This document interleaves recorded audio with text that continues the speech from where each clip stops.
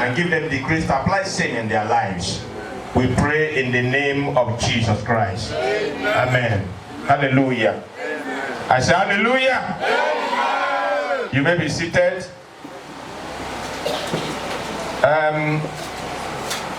I want to go straight to the talk first. Other things can be said during the opening ceremony, am I right? So let me just go straight to the talk.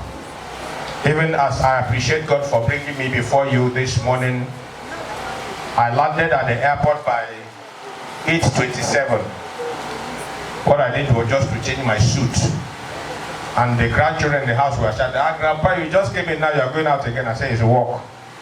Let me rush down to see our youths.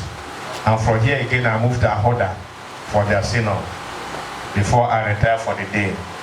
So I want to thank God for the grace. In fact, while at the airport by 6 a.m., I was if I miss this youth program today, I will kill myself. So, Dana, make sure you don't shift your flight or delay. I want to reach home at least 9 o'clock. And God answered my prayer. Amen. As soon as I boarded, I started praising God. So, no matter what happens, in 45 minutes, I must reach home. And God has done it. So we are glad to be before you this morning. I'm asked to talk on the theme of the conference, which is Go Forward. Am I correct? Yes. Come, can we say go forward? Go forward. Tell yourself, go forward. Go forward. Now tell your friend Niagara to say, go forward. Go forward. Say it with emphasis, go forward. Go forward. Go forward. And the text is taken from Exodus chapter 14. I want us to read from verse 1 for a better understanding. Exodus chapter 14 from verse 1. Now the Lord spoke to Moses, saying, Speak to the children of Israel, that they may turn and camp before Pi-hahiroth, between Migdol and the sea, opposite Baal-zephon. You shall come before it by the sea. For Pharaoh, I will harden Pharaoh's heart, so that he will pursue them. And I will gain honor over Pharaoh and over all his army, that the Egyptians may know that I am the Lord. And they did so. Now he made ready his chariots and took his people with him. Also he took 600 choice chariots and all the chariots. And the Lord hardened the heart of Pharaoh, king of Egypt. And he pursued the children of Israel, and the children of Israel went out with boldness. So the Egyptians pursued before Baal-zephon. And when Pharaoh drew near, the children of Israel lifted their eyes, and behold, the Egyptians marched after them. So they were very afraid. And the children of Israel cried out to the Lord. Then they said to Moses, Because there were no graves in Egypt, have you taken us away to die in the wilderness? Why have you so dealt with us to bring us up out of Egypt? Is this not the word that we have told you in Egypt, saying, Let us alone, that we may serve the Egyptians? For it would have been better for us to serve the Egyptians than that we should die in the wilderness. And Moses said to the people, Do not be afraid. Can you say, do not be afraid? Stand still and see the salvation of the Lord, which he will accomplish for you today. For the Egyptians whom you will see today, you shall see them no more. The Lord will fight for you, and you shall hold your peace. And the Lord said to Moses, Why do you cry to me? Tell the children of Israel to go forward. Somebody say, go forward. Go forward. But lift up your rod and stretch out your hand over the sea and divide it. Pharaoh and over all his army, his chariots and his horsemen. Then the Egyptians shall know that I am the Lord, when I have gained honor for myself over Pharaoh, his chariots and his horsemen. And the angel of God, who went before the camp of Israel, moved and went behind them. And the pillar of cloud went from before them and stood behind them. So it came between the camp of the Egyptians and the camp of Israel. Thought it was cloud and darkness to the one, and it gave into dry land, and the waters were divided. So the children of Israel went into the midst of the sea on dry ground, and the waters were a wall to them on their right hand and on their left. This is the word of the Lord. Now, this story is not new to every one of us here. The story of the Exodus, the movement of the Israelites from Egypt to the promised land. Now, they had left Egypt. The journey had begun. And behold, Pharaoh repented of allowing them to go. Maybe he discovered that those things that the Israelites used to do for them, no person was doing them anymore. They said, why did we do this? Why did we allow them to go? Let us go and fetch them back. And these ones started going.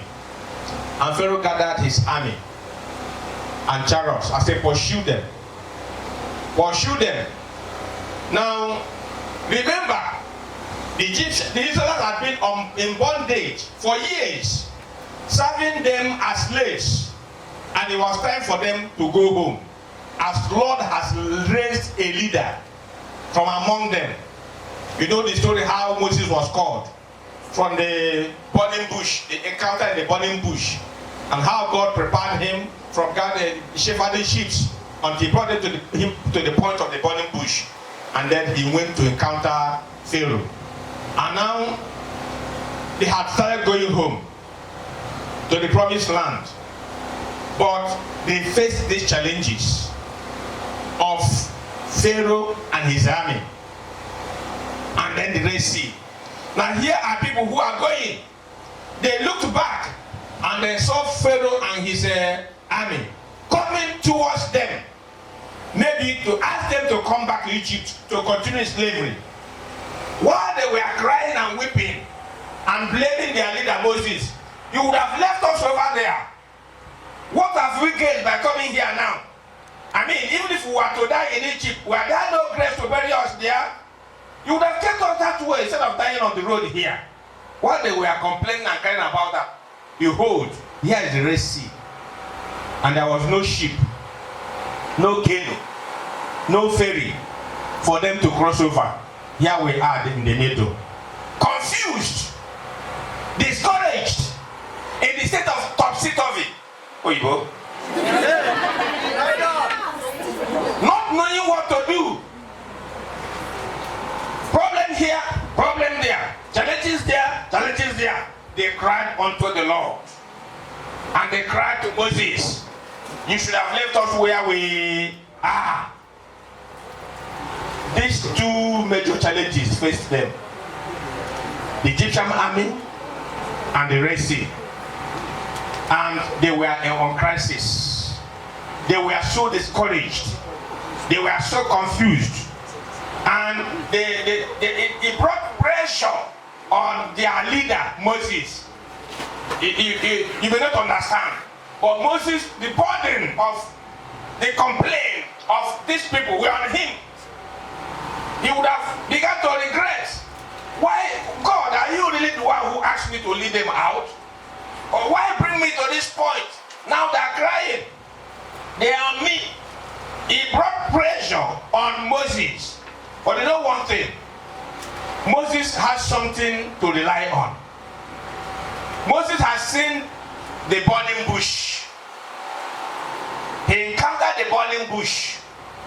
How the bush began to burn with fire, he does not know. But he knew that God did it. Because God spoke to him.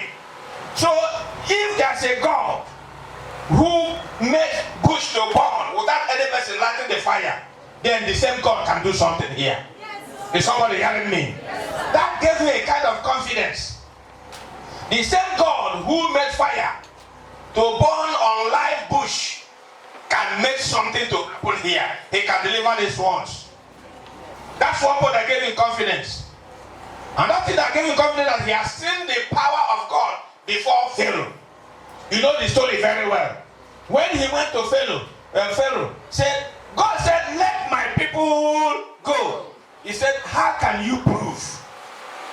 And then he made his staff to become what? Snake. And then Pharaoh said, the magicians can also do this now. It's a simple thing. The magicians of Pharaoh came and did their own. Then Moses also swallowed their own. Number 2. The same God who did it to prove the Pharaoh that he is the one calling these ones to go to promised land can do something here today. He can deliver these ones. And then he has seen God bring plagues on the Egyptians. From time to time, a kind of punishment that no person has ever seen were coming upon them. Death, boils, plagues of a locust, and all of them. The same God who did these things is the same God who has asked them to come here and he can deliver them. So he said to them, do not be afraid. Because already they were all entertaining fears. They were all afraid. He said, don't be afraid. Now fear is the enemy of progress. Once you are afraid of anything, you cannot achieve anything there. Once fear grips you, faith disappears. But if you want to achieve anything, instead of having fear, have faith. You know they were afraid. He said, don't be afraid. Stand still and you will see what God will do. What manner of faith is this? Standing on the antecedents of what he has seen God do. He said, please don't be afraid. Stand and see what God can do. And I speak to you this morning. Be faithful and see what God can do for you. You will see what the Lord can accomplish. You will see the salvation of the Lord which will accomplish for you today. And for these Egyptians that you are seeing today, let me say to you, you shall see them no more. And the story began that while the Egyptians were coming closer, they were coming closer. And Moses cried to God. God said, what do you have in your hand? I used that your rod. The same rod he used before Pharaoh. He simply laid it on the water. And water divided and formed rain. Formed rain. And the Egyptians did what? They passed through. Red Sea will not swallow you. I said, Red Sea will not swallow you. So, the Lord told Moses, tell them, the children of Israel, to go forward. To go forward. Which is the theme of this conference. Go forward. I'm sure this is not the first time you are hearing it. You have heard it so many times. But today God shall charge you up. Yeah. Now go forward is a charge. Not only to the Israelites going to the promised land, but it is very, very relevant and applicable to us today, especially the youths. Youth who are in the state of discouragement. Some of you have found yourself confused. Some of you are in the crisis of life. You don't know what to do. You can't go forward because of the Red Sea. You can't go backward because of the Jesus. You don't know what to do. This message is for you. God is saying to you as a youth, because all of us, even you are in the journey of life. You are in the journey of life. You know, life is a stage. Each time I come before you, I remember so many years ago how I wish I can come back to your level, but it's no longer possible because God made it that you continue to move forward. But coming among youth creates useful life inside that old man. Is somebody hearing me? Yes, sir. Yeah, when you come among youths, you want to have a new blood. You want to jump like them. So you are in a stage, you are in a journey. You are traveling in this life. Now, in the course of this travel, to get to where you want to be, there are challenges. And God is saying, take action. God is saying, get moving. God is saying, proceed. Make progress. March on. Strive to achieve. Put more effort. Don't lose hope. Don't be confused. Don't be discouraged. Move, go forward. That's simply what it means. That word, go forward, simply means get moving. Don't stand akimbo. Don't be lackadaistic about your life. Keep moving. March on. Strive to achieve. Put more effort. Work hard. Don't lose hope. Don't be confused. Don't be discouraged. Continue until you get there. That's go forward. Don't be tired. Now, why is this applicable to us? How does this concern us as youths? Like I said before, life is a journey. Like the Israelites, the youths are on a journey to your promised land. Your promised land may not be Israel, but we are working towards your potentials.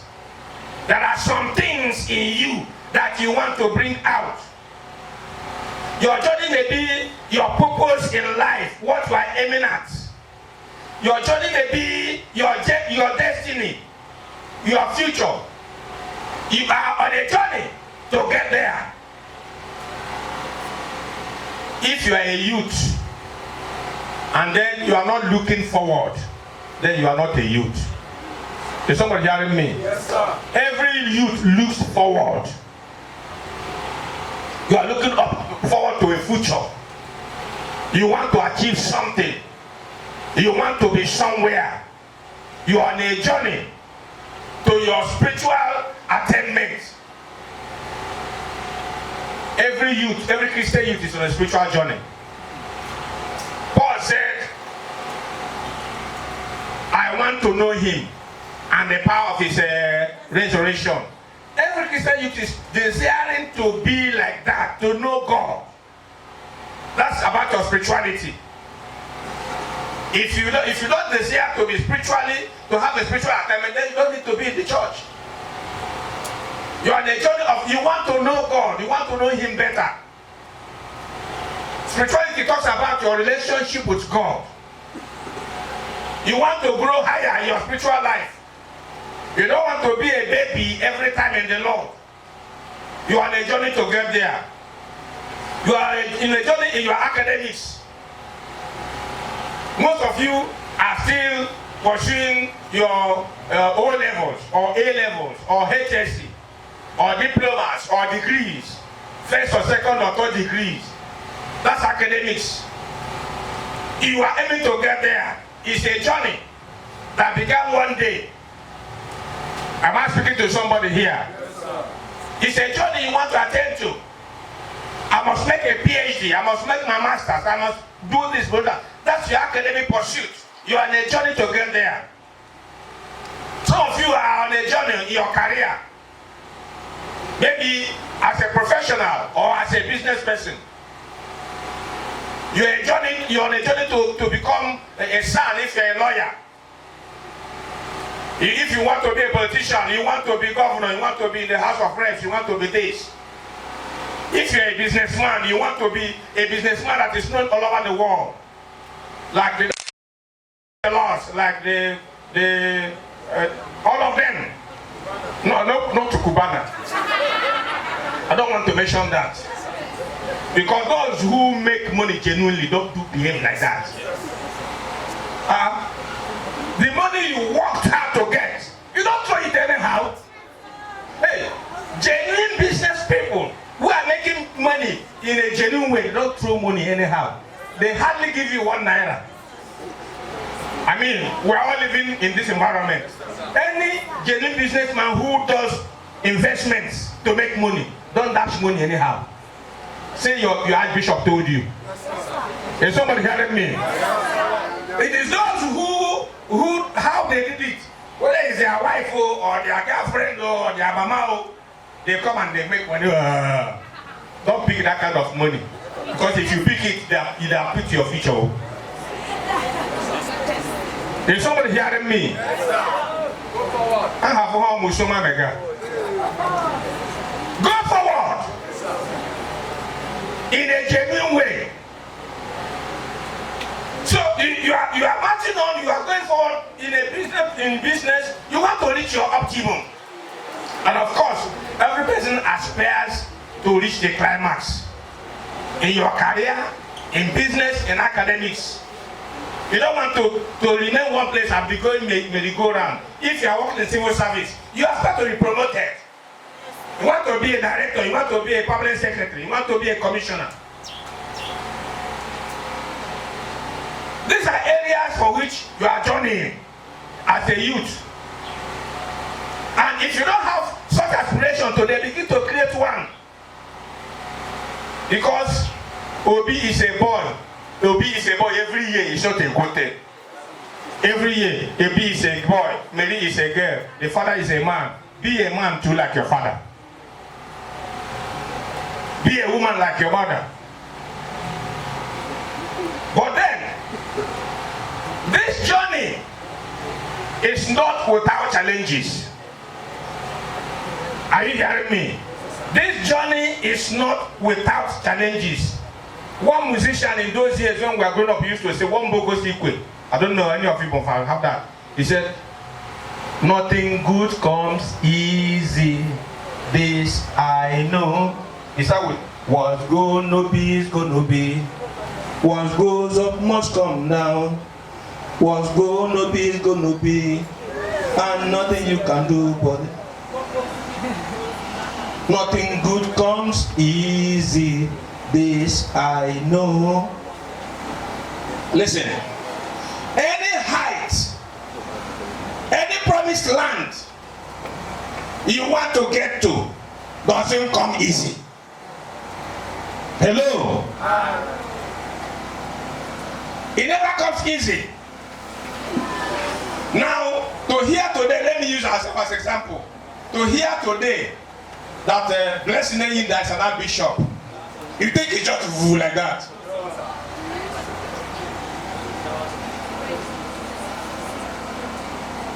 You may not know that I have pastored in Egbeda when there was no parsonage. Yes, sir. My first parsonage was one room in the backyard. Yes, sir. You won't hear that story. You won't hear that when I parked out of Urumuchi, I parked first into the vestry. While looking for where my family stay before I go to Egbeda. You won't hear that one.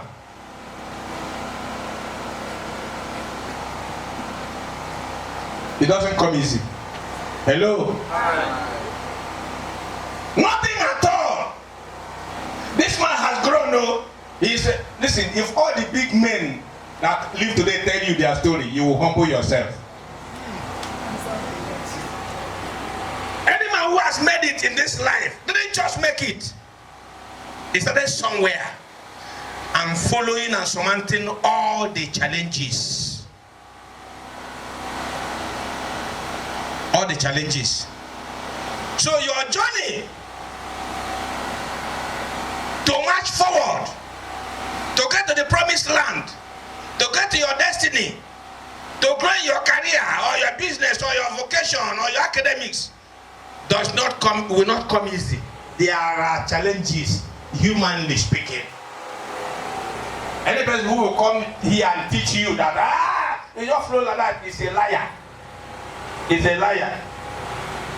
In the journey of life, these challenges are steps for you to climb and do what?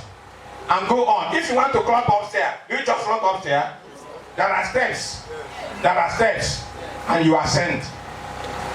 Now, the Egyptian soldiers and the Red Sea are are those factors that stands as what they call hindrances or sources of confusion or stumbling blocks or sources of discouragement to you to get to your destination. The Egyptian shoulders and Red Sea are those things that stands on your way. They pose as challenges to you. And they manifest in so many ways. But one thing you have to understand here is that the way these challenges manifest to me may not be the same thing to you. It manifests to each individual according to the level of your pursuit. Hello? According to the level of your pursuit. So the challenges may first come to me in my own peculiar way and comes to you in your own peculiar way. That's why you must not compare yourself to the other. Now, if I ask us here now to say, okay, stand up and mention one of the challenges you are facing as a youth, there will be too many. Because every person in his or her own peculiar way has a particular challenge. They are manifesting in so many ways to stop you, to discourage you from getting there. You face them every day as you want to get to the promised land.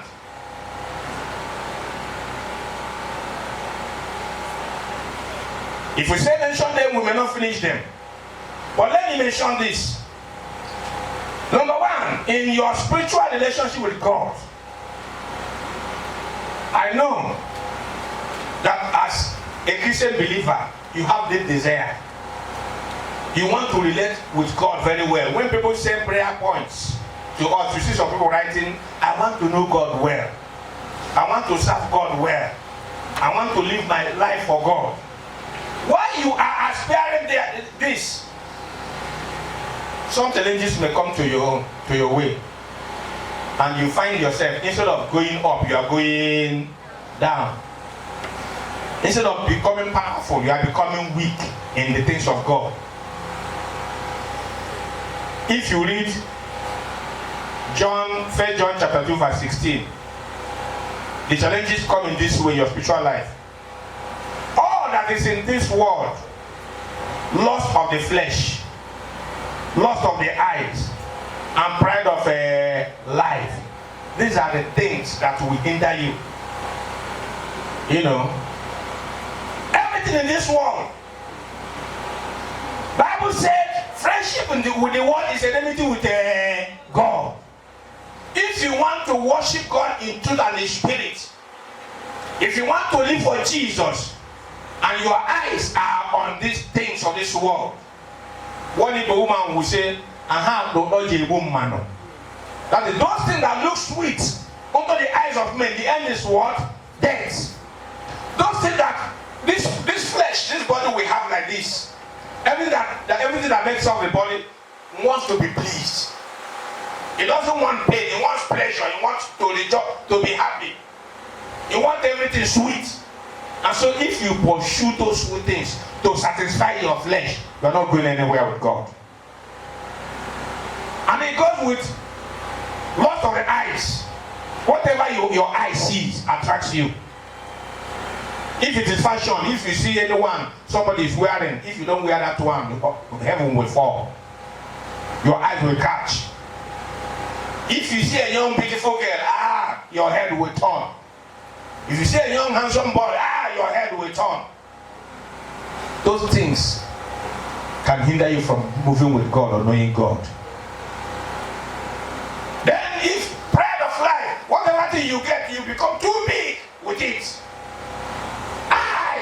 Do you know me?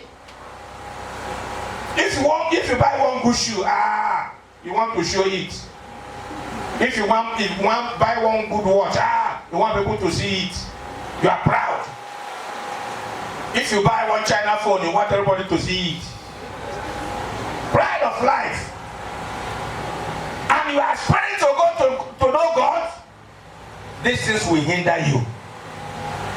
They will show themselves as Egyptian soldiers and the Red Sea to your moving to know God at a higher level. Then, if you want to attend a professional, academic, and business, they come through many ways. Some of you want to go to school. You want to study. You desire to get to master, to get to PhD. You want to start a business. But some things are stopping you. And they come through lack of parental care. There are some persons maybe seated here. Your parents, even biological parents, don't care at all.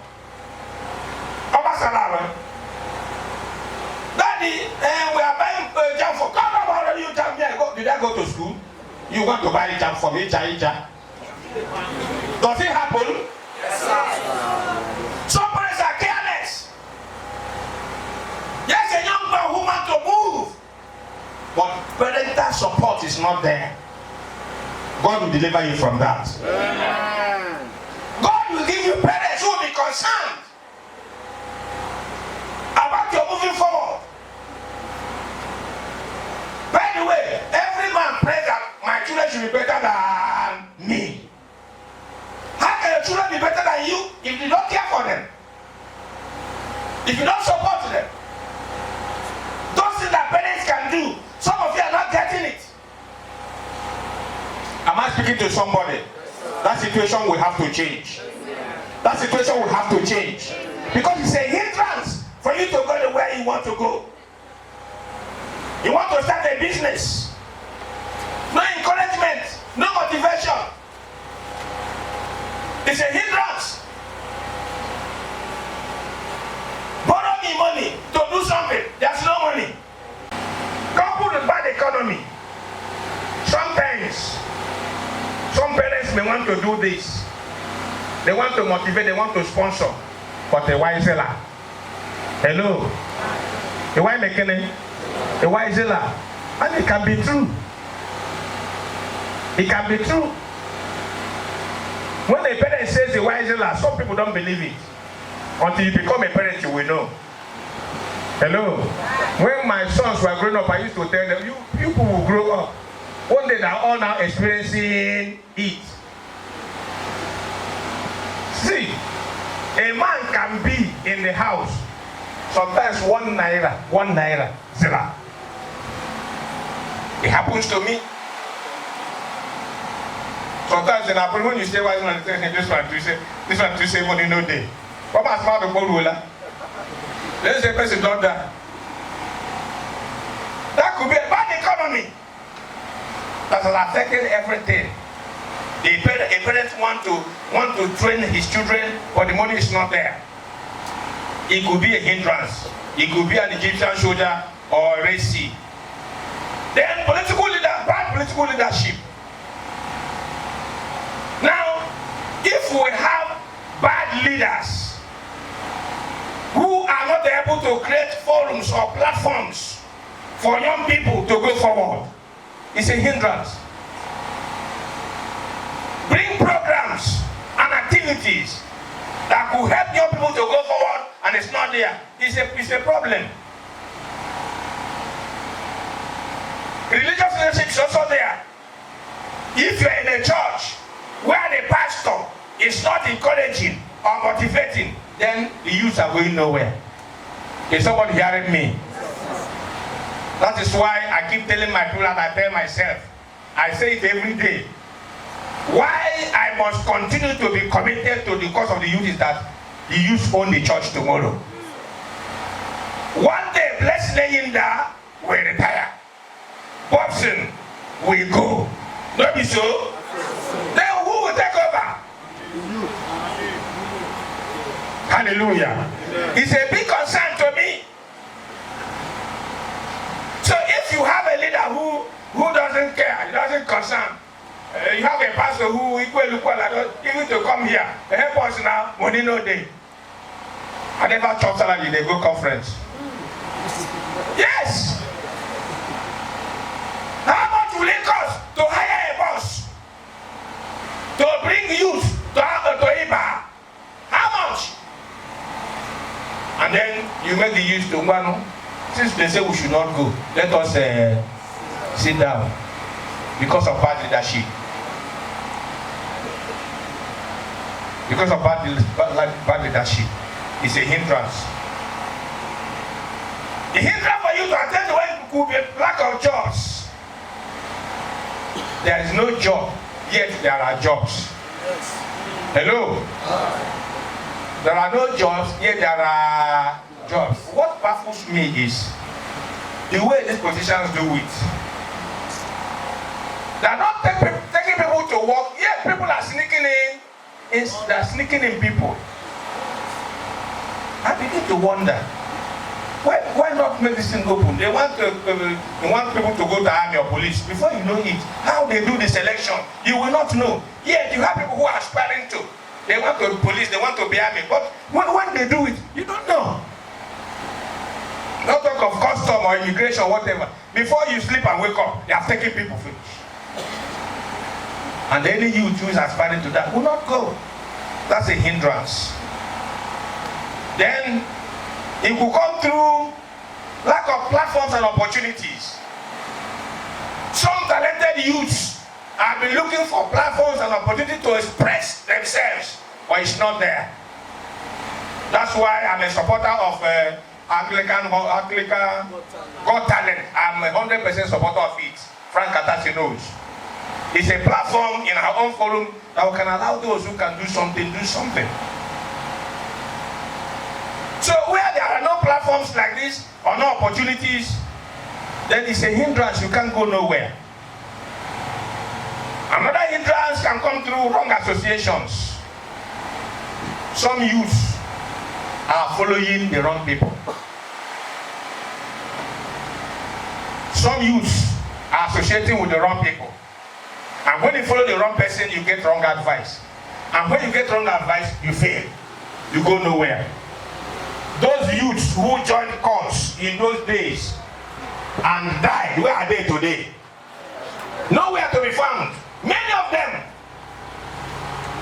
In Ibadan, in my village, in Ebeda, many of them, many young people, just lavish their lives. And that's the end of their life. Wrong friends. That will not be your portion. Amen. I said that will not be your portion. Amen.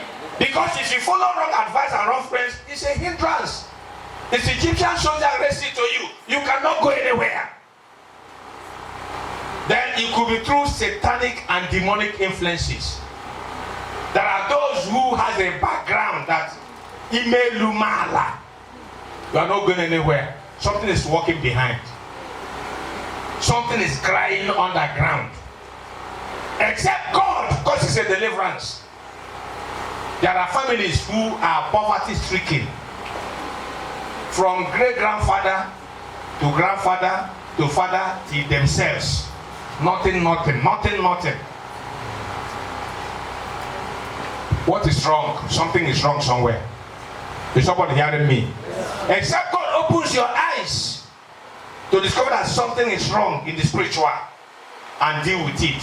It continues to cause hindrances. So these are some of the obvious challenges that are causing youths today not to reach their potentials. You may have some which maybe through your studies you may mention. I don't have time to ask you one after the other, but these are some of those I remember that to represent the Egyptian soldiers and then Red Sea for you to make progress to the promised land. Now, having done these things, brethren, what do we do? What shall we do if this is the case? And this is what God is saying to you under the pressure of wanting to reach. Number one, fear not. Somebody say fear not. Fear not. Somebody say fear not. Fear not. Now, instead of the craziness of entertaining fear, can we do this? Can I not do this? I'm going to die, yo. God is saying, do not be afraid. Don't allow fear to disturb you from making an attempt. You can never know Because the problem is fear of trying something. He who have not tried will not know whether you can fail or you will pass. Remove fear of doing something. That's what God told them. Fear not. Stand still and you will see the salvation God will show you today. So do not be afraid. These challenges, the tendency that they will put fear on you. They will create fear in your heart. But don't be afraid. God is saying to you, don't be afraid. God is saying to somebody here, don't be. Tell yourself, don't be afraid. Speak to yourself, don't be afraid. This one word you must go with. Don't allow fear to deceive you and confuse you and derail you. Number 2, be confident instead of being cowardice. He said, for the Egyptians you see today. Now, he was so confident in stating this fact. He has not seen God. But remember the facts he knew before, which I mentioned to you. He saw God on the burning bush.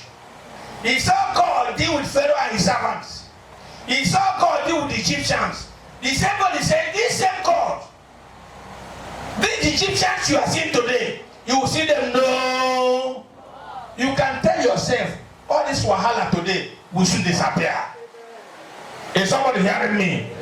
That's the confidence I want to put in you.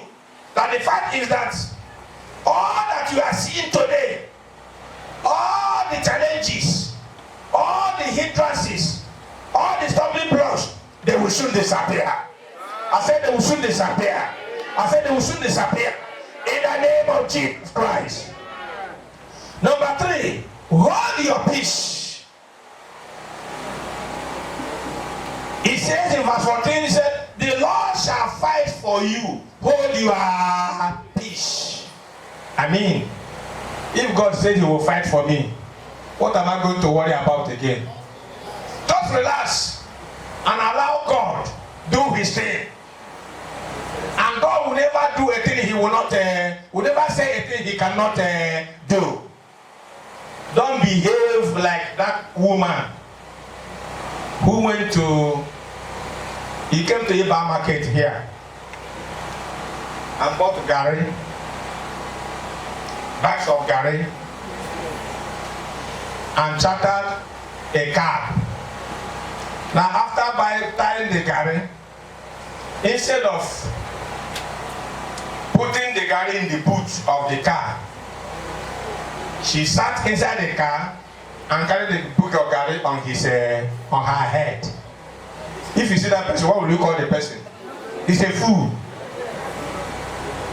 God said, cast all your cares upon me, for I care for you. Why would you carry the cares? So be at peace, relax yourself, and allow God, as you have confidence in what he can do, to do it for you. God is able. I say God is able. God is able to handle this matter for you. God is able to remove these challenges. So relax and depend on him. Number 4, pray. Then the Lord said to Moses, why do you cry to me? Now, crying here could mean that Moses was praying to God. It could also mean that Moses was complaining and murmuring. Hello, listen to me. There is prayer and there is complaining and murmuring. If you look at Nehemiah, study how he prayed, you will see the difference of somebody praying and somebody murmuring. Moses was telling God, look at these people here. That thing you did before me that I know you to do it again for them. Do it. Let them see that you are God. And I want to tell you, instead of complaining and murmuring. Do what? Do what? Do what? Because one thing you should know is that if you go to complain to any person, you become a gossip matter. Become a gossip matter. They will be using you to talk. So pray. And when you pray, God will give you guidance on how to take action on that matter. So prayer is vital in our lives, in our pursuit to future, in our journey. Prayer is important to guide us. But you must stop crying and stop complaining and stop murmuring, especially to another human being. Because instead of them to help you, they use this as a matter of gossip. Is somebody hearing me? Just go forward as you pray. Move on. Carry on. Then number 5, take action. Now, why it is important that you must pray? There's a place for action. If you know what to do, don't use prayer as an excuse to postpone doing it. Did you understand me here? Yes, some of us use prayer as an excuse. Why are you not there? I'm still praying. I'm still praying. How many years will you pray? Take action. That's what we're saying here. Don't use prayer as an excuse. Begin to do something while praying upon what you are doing. Don't just stay there and say, I'm praying. Start moving. Start the movement. Don't wait. Go forward while praying. Number 6, show some level of competence. Show some level of competence. See what Moses did. He stretched out his hands with what he has in his hand over the sea. And what happened? The sea divided and the Israel crossed. And then while the Egyptian soldiers were trying to cross, they got what? They got drowned. The question here is, what can you do with your hands? What skills do you have? What gifts and talents do you have? What resources are available to you? What contacts do you have? Put them to work. I don't know how many of you understood what I'm saying here. Did you understand me? Yes, sir. You have something that God has put inside of you. Why don't you apply it? What is in your hands? What skill do you have? What talent do you have? Apply them. That's what Moses did. That rod in his hands, he used them, and the sea divided. There's something you can do. If you are conversant with internet and all the postings, you will see some people making something out of nothing, using their talent to create something. Use what you have. Put them to work. Don't wait. Because the more you wait, the more time goes. Time waits for nobody. You hear me? Time waits for nobody. Before you know it, you are still a youth. In the next 2, 3, 5 years, you are no longer a youth too. So what you didn't achieve now, it will be difficult at certain years in life. So whatever you know you can do, put it to work. Again, I said there's no work and there's work. Brethren, since government is not providing work, there are things you can do for yourself. So many things you can use your hand and do. With 5,000, with 10,000, if you manage resources well, you can become a millionaire. Don't be waiting for manna to come from heaven. It doesn't come anymore. Pray.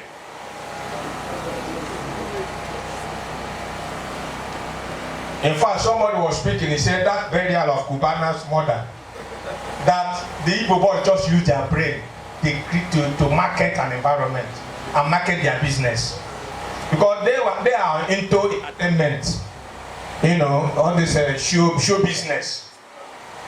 The crowd, what they did there is more than people can gather in the stadium. What they did was they brought all these entertainers. Did you see how this other boy entered the stage? What is that his name? Zubi. That thing was created. He ran all the way from remove clothes and all that. They just want to develop their own brand and all that. Plus other things that name. Oyiboman will say determination is what? Leads to what? Success. Be determined to get to the promised land. That is what helps some of us to reach where we are today. My parents were not rich people. In fact, they were the poorest family in the whole world. I must tell you, if you know my place, you know where I'm coming from. But some of us grew up with determination.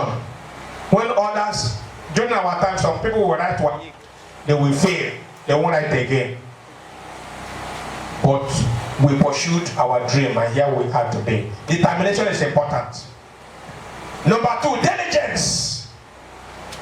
That is to say, whatever you are asked to do, do it well. And that also has helped me. Let me share with you our youths. When the primate gave me the appointment to be the supervising bishop of the province, I called him. When I saw the letter, I said, Your Grace, I don't understand. He said, yes. Brother Blessing, we have found you very diligent in whatever you are asked to do. So do that for us.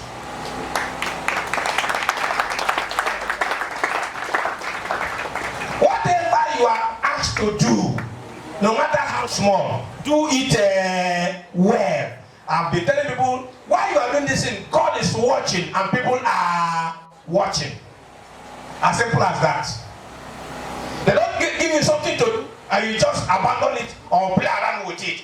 Do it to the satisfaction of the people who gave it to you. People are watching and God is watching. It can make way for you. When you are faithful in a little, what will happen? More will be given to you. Diligence is important. Devotion, that is putting your mind in what you are doing, is important. And then be dedicated. Do it with your strength, without looking back, without excuse. You can reach your promised land. You can attain to your destiny. You can reach where God wants you to reach. So what are we saying here, brethren? Going forward, it's you that will go forward. Is somebody hearing me? Yes, not somebody going forward for you or pushing you. You have to decide to go forward. You have to decide to go forward. You have to desire to go forward. Then you make movements. Press on toward the mark, no matter what is happening. Press on to the ultimate, that is your journey to eternal life. Brethren, the end of this journey, professional journey, academic journey, is the kingdom of God or hell. For any person, depending on where you want to go. In all that we are doing, let us not forget the fact that is he ends somewhere. He ends somewhere. Everything ends somewhere. So you have to determine to make heaven. And you cannot make heaven without Jesus. Bible said, I am the way, the truth, and the life. No person can see the Father except through me. Now Jesus is an example. In Philippians chapter 2 from verse 5 to 11, you see read there that our Lord Jesus Christ came into the world to save us from sin in Matthew chapter 1 verse 21. Then the only way to achieve this was to die on the cross. And so he humbled himself and died on the cross without succumbing to pressure. Because there were pressure. For example, when at the Garden of Gethsemane, the cup of sin came before him. He could say, no, I could not do it. But he said, Father, let your will be done. And he determined to go to that cross, carrying our faith. Today, Jesus is honored and respected because he reached the ultimate. He's now sitting at the right hand of God. And so I challenge you, dear youths, go forward. Go forward. Don't just sit there. Maximize every opportunity you have. If you have an opportunity to sweep this place, sweep it and sweep it very well. Somebody is watching. Somebody became a well-known chef the whole world today from washing plates in a restaurant. Warren Ramsey. What is your name now? Warren Ramsey, the best chef for Igbo, you know their food now. The best man who can cook all over the world. Something Ramsey. He started washing plates in a restaurant. Today and he has a restaurant all over the world. What am I saying? Every opportunity you have, use it very, very. Something good may come there. But bear in mind that nothing good comes easy. Challenges must be there. All you need to do is to hold on to God. Don't be afraid. Allow God to lead your life. Don't lead God. Some of us want to lead God. What you want. Instead of allowing God to lead you and guide you. Don't lead God. Submit your life to Jesus. And he will see you through this journey. You shall be where God wants you to be. You will not remain here forever. You will march forward. I say you march forward. I say you march forward. I say you march forward. In the name of Jesus. Stretch your hands toward this place as if you are collecting something. Let me pray for you. Yes, Lord. The charge to these youths in this country that they must go forward. I'm sure none of them desire to remain here or where they are forever.